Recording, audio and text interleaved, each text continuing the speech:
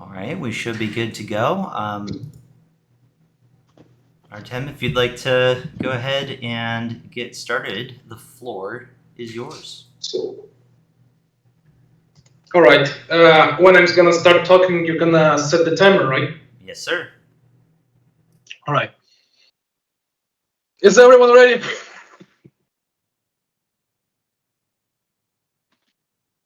All right.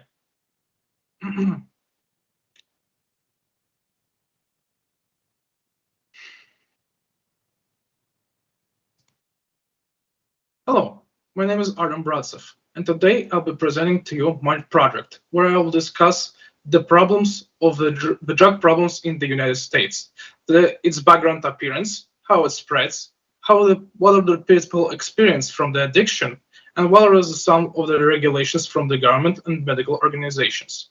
Let's begin. First of all, why have I chosen this particular topic? The main reason for that is because the drug addiction problem is a growing disaster among people of America that began since the early 90s. Up until now, it have grown to the abnormal rates. More people have tried to trade through the illegal drug trafficking. They have experienced many side effects. They thought that they could solve their challenges of life from the medical process, specifically prescribed drugs. But misuse or overuse of these doses may result to the contrary poisonous effects. I have considered this problem to be very important because of the how much more people have experienced the difficulties in their life because of these drugs. My main research question would be, how do drugs affect people's lives in Florida and United States? And let me clarify that. I would not only describe this Florida, but also the full United States. I will mention that why I have chosen this specific approach in the limitations sections. For now, I will discuss how the drugs appeared in the United States, what people experienced from the usage of these drugs, and what are the regulations to control them. I also would like to clarify how different is my research from the rest of the existed researchers on the same topic of the drugs. Well, compared to Kennedy Hendricks, who investigated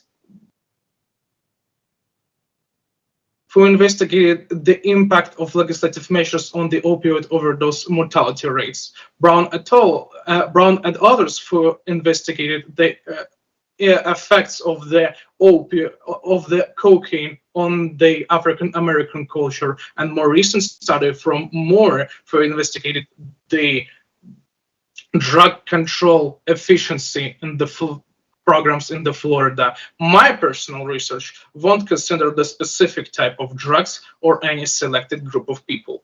However, I will still describe one of the most spread type of drugs, such as opioids, or otherwise known as a heroin. I have used for my research both quantitative and qualitative analysis. I thought that mixed methods can be very useful for my research because I can use both statistical and the interview and evidence to provide a good evidence for my research and make my argument claim much more stronger to attract more attention to my topic. And now to my research. What is known about the drugs background? People are those who spread drugs, but there are also specific groups of people, such as criminal groups, Latin kings, or vice lords. These criminal groups think that the drug trafficking usage and the action can be very profitable. They use transportation on wheels, water, and even in air. This makes very challenging for drug control problems to track them and decrease the amounts of drugs that travels around the United States. People can also become one of the spreaders by hiding the drugs under the seat belts or anywhere else in transportation. This can engage much more people in drug activity. More people can suffer from the physical and psychological effects. The great examples of these people can be Ashley and Andrew Warwick. Ashley was first uh, Ashley was first introduced to drugs on his friends' parties. He First he felt pleasure, he felt good, but soon he realized that it became a habit to use these drugs. He got an addiction. He felt very miserable. He lost his friendships. He has been isolated from his family. The withdrawal was very hard. He was later found himself taking on the harder substances over time. Fortunately, he was saved by the outside help from the health medical health church organization that helped him recover from the addiction. On the other hand, Andrew Warwick experienced much more harder feelings throughout his life through the use of the heroin. He was introduced to heroin by himself. He was first felt slightly euphoric, but then, as he said, he found himself that the addiction was unbearable, withdrawal was horrible. He felt completely alone. Compared to Ashley, Andrew was found in the bushes almost dead, fainted, but he also has been saved too successfully. By people brought him to the hospital, and he was engaged in the 12 steps program, where some of the addicted people like him got the recovery from their addiction. These examples of people can be is not rare among the United States. However, some people may also say a counter argument to that. Some people may say that short-term effects of the drugs usage may be helpful for people to socialize. Student parties for students can be very helpful to find some new friendships. However, it doesn't involve the long-term effects. People like Ashley experienced parties, but soon they regret their decision in life that they take on the drugs once at that time. This is why this idea has been scrapped. Many statistical evidence may provide proofs that drugs overdose incidence is not a rare problem. That can even result in casualties among human society. Drugs for kicks, earlier known as the drugs used only for pleasure, has been steadily increased throughout years. Since the 90s up until 1999, up until 2021, the death rates has been increased from thousands to hundreds of thousands. One of the most widespread drugs is opioids, and one of the most known is heroin, like one that used Warwick earlier. And many people can suffer a bunch from these side effects, these drugs. This problem is really brings attention to the government and medical organizations.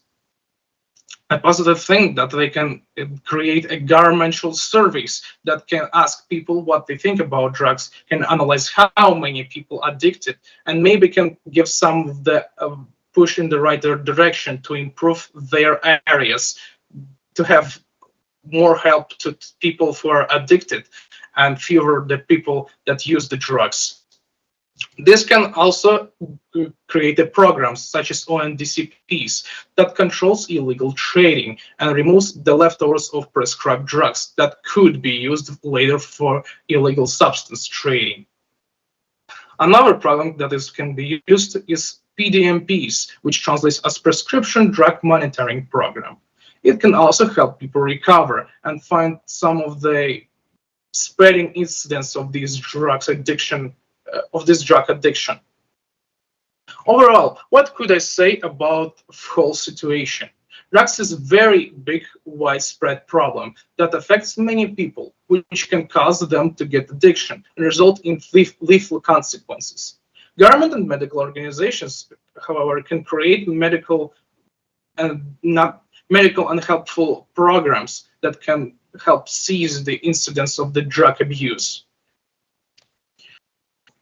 This research addresses a very serious problem, and I think that I will provide some helpful implications for the world.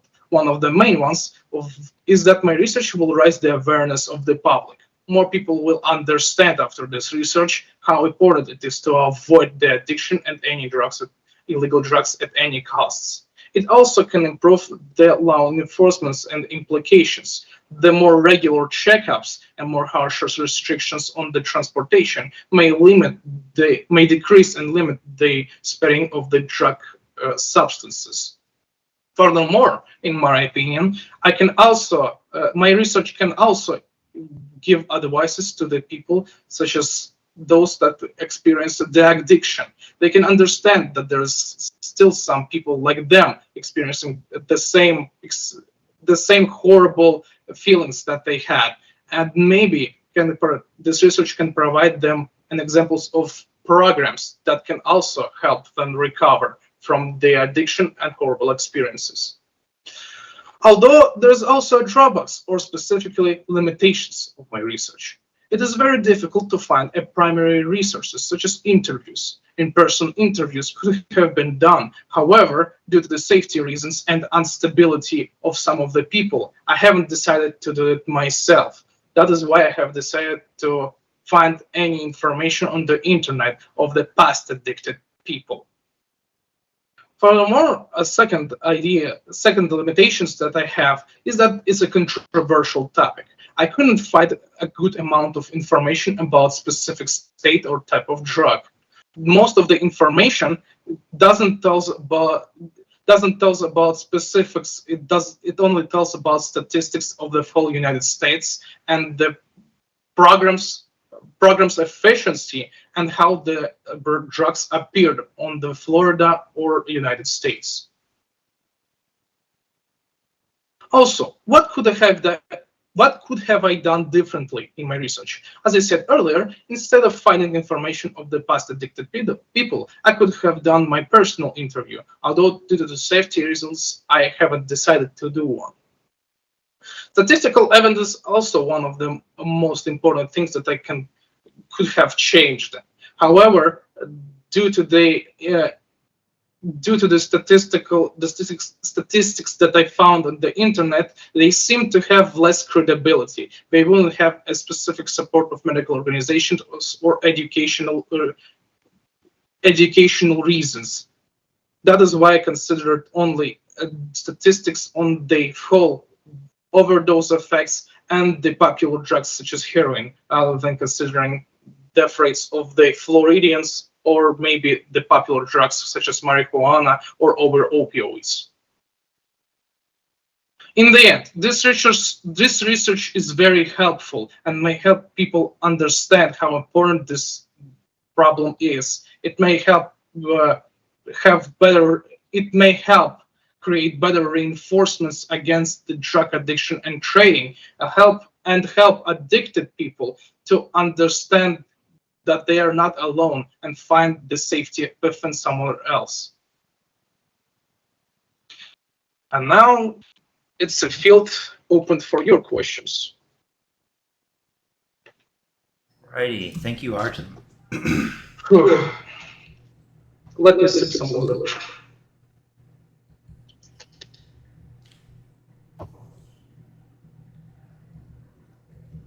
All right.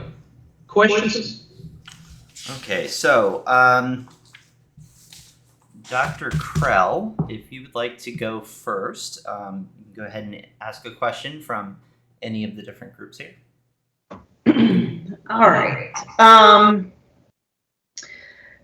So, Artem, I think I want to know about if you could revisit your research process, what would you do differently about this process and why? Most likely, if I would have revisited my full process, I would most likely maybe use a different approach. Maybe rather than including the statistics, I was thought that the interviews could be better option for me, like choosing instead of mixed methods, specifically rather than specifically quantitative or qualitative analysis. I could have choose like doing more interviews. More interviews can provide some of the primary information, but as I said earlier, it wasn't that better for me because I couldn't find much of the information because of the less credibility. So that's why I have mixed of the statistical evidence and the interviews. Alrighty, Mrs. Dr. Ledford, if you'd like to ask a question from either Group 1 or Group 2. How does your new understanding address a gap in the scholarly conversation? Can you say that again? It's Yes. hard to hear. How does your new understanding from your research address a gap in the scholarly conversation? I think that my research addresses a importance in the more, how could I say? I think that my research more, because it addresses on the feelings of the people, it more asks about ethics side of the ethical side of the research analysis of the different kinds. I think compared to other researchers, my investigation helped understand more the people's side, their feelings, more of the depth of how people feel, rather than just the statistics and the information based on the full evidence of the statistics or facts and background.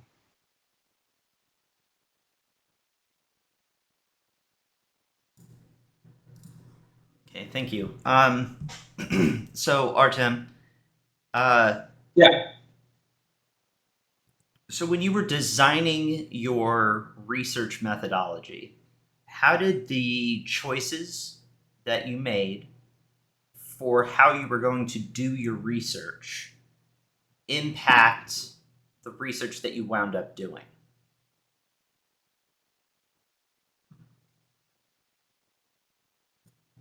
Can you repeat that again? Sure. How did the choices you made when designing or implementing your research method impact your research process?